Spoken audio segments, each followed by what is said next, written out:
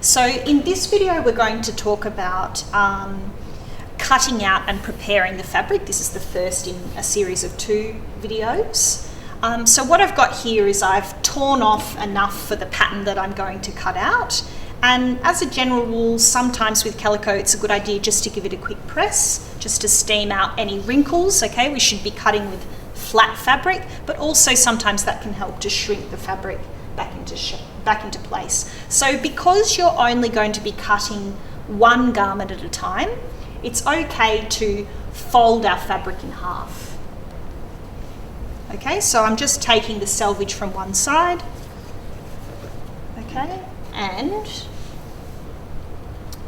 the most important thing is you want to be matching the selvages together, okay, one on top of one another. You must be very, very accurate when you do this, and then you can smooth out from there. Okay, so you might notice at this point that we've got a bit of discrepancy in that width, even though I've torn it across. So calico is a pretty inexpensive fabric. So woven fabrics all fabrics go through a lot of finishing processes. So in a more expensive cloth, the fabric will be stenton, which means that it's sort of squared up so that the straight grain or the warp grains are running parallel, and that the weft grains are running at a 90-degree angle across that fabric. So normally when you use a more expensive cloth, you don't get this kind of difference. So it's more important to make the selvage edges and the straight grain run parallel than it is to match the weft yarns, okay? So that squaring kind of width. Okay, I'm just going to grab 2 patterns. Okay, so I'm using the basic skirt block again. Okay, so let's talk about maybe the front first. So as you can see here, I've got the label CFF. So you will remember from your first pattern making lesson that CFF stands for center front fold. Okay, so what that means is this fold line that I've got in my fabric, okay, I just have to place my pattern in line with that there. Okay, I don't necessarily need to measure my grain line, because presumably if they've been folded, the selvage has been placed one on top of the other, this is the straight grain of the fabric. So I normally just put one in the corner, okay, down the bottom. You don't want to overpin. If you put too many pins, okay, it can be quite difficult to cut them out.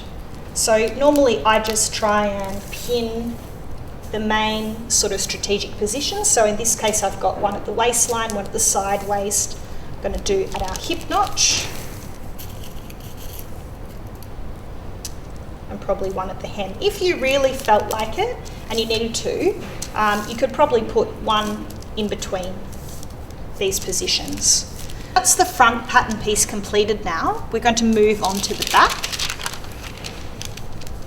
So with this back pattern piece, it requires a little bit more detail, because we do actually have to measure the grain line to make sure at the top and the bottom of the piece that it's perfectly aligned with the selvage and therefore the straight grain. So to do that, I normally just position where I think roughly in line. I might do it a bit off so we can kind of see, right? So you want to put one pinpoint at the top, okay? And then I'm going to measure across from my selvage, okay? And I've got probably like 10 centimeters there.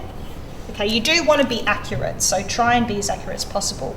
Now down the bottom, it's a lot more. I did that on purpose. So I'm just going to measure and move it back.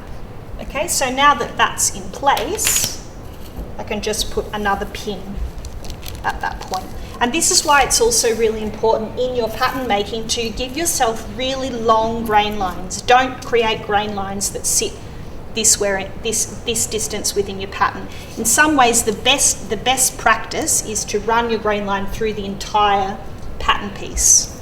Okay, so again, like before, we're just going to pin at those strategic points.